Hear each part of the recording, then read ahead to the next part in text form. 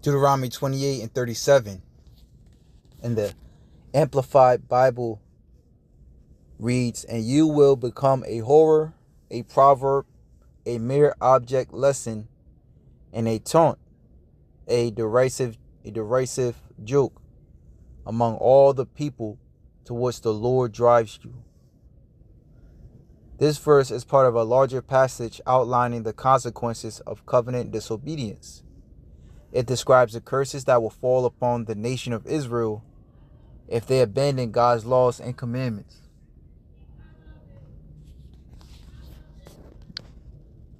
And this is clearly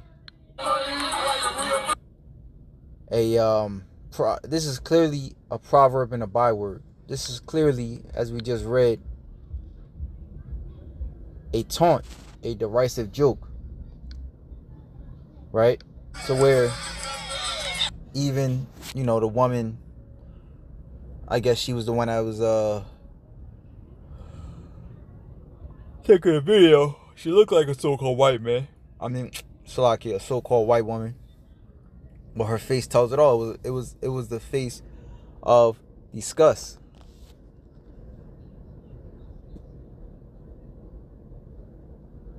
And you see, people see it. It says, look, certain things got to stop once you have a child. It says sometimes you kind of wish it was AI. And you don't need AI to make this shit up. This shit is real.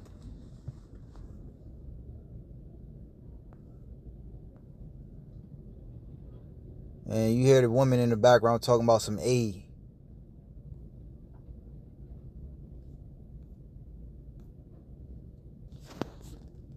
Hey, this is why we always say 2/3 shall be cut off and die. Right? Like they say, kids raising kids. Like, what the hell are you doing? I take it the father's not in the house, but I thought to myself, what if that baby falls out? What if she does something stupid and fall and, something happens to the child?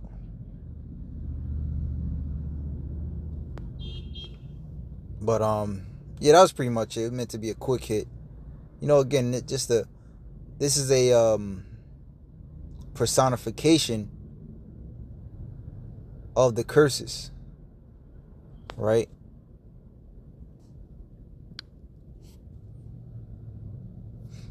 As a matter of fact, let me get this one. I think this is in Isaiah, right? Isaiah, the 1st chapter, where it speaks on how our people, right?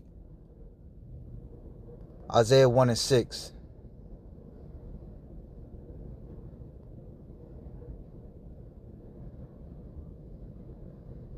Let's start at 4. Right? It says, all sinful nation, a people laden with iniquity, a seed of evildoers, children that are corrupters. Right? They have forsaken the Yahweh. They are provoking the Holy One unto anger. They are going away backwards. Right? Because when you go into Deuteronomy 28,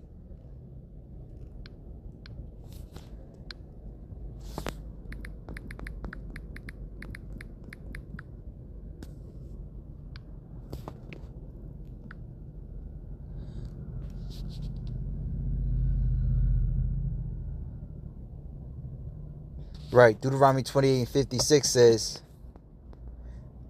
the tender and delicate woman among you, which would not venture to set the sole of her foot upon the ground for delicateness and tenderness, her eyes shall be evil toward the husband of her bosom, and toward her son, and toward her daughter.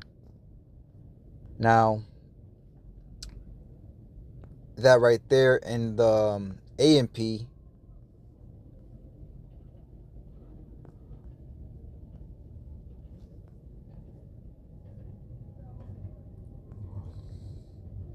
Right, that right there in the AMP reads, the most refined and well-bred woman among you, who would not venture to set the sole of her foot on the ground because she is so delicate and pampered, will be cruel and hostile toward the husband she cherishes, and toward her son and daughter, and toward her afterbirth that comes from between her legs, and toward the child whom she bears. Right? And that's a prime example, as we just read in Isaiah the first chapter. They are going away backward, right? From being so delicate and so tender to being the opposite. All right. Even the scriptures, I want to say that's in the book of Lamentation.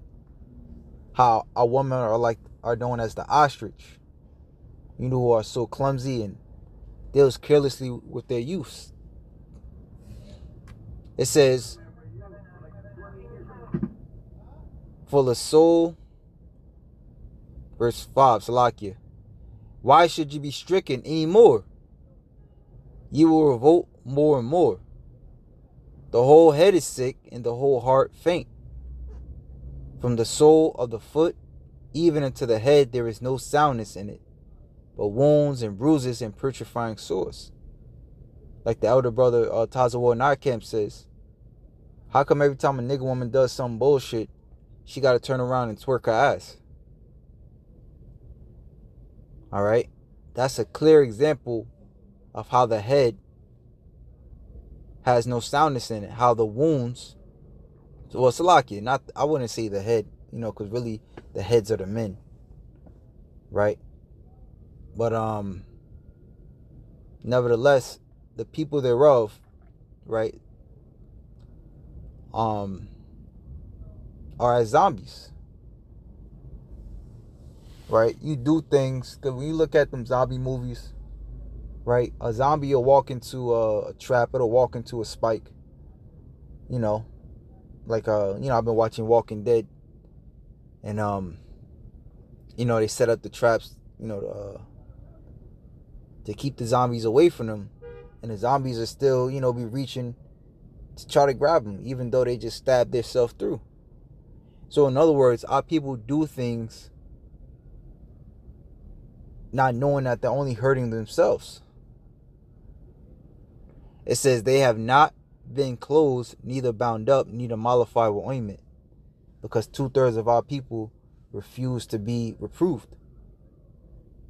And it tells us in Proverbs 29:2, that he that is often reproved hardeneth his neck, right, and shall be punished. So it says, that's pretty much all I wanted on that. So if that, all praises, honor, and glory to Yahweh, Ba'ashem Yahweh Shai, Ba'ashem Akakwadash. Double honors to the elder apostles and the elder bishops of Connecticut for being faithful witnesses to the Holy Spirit.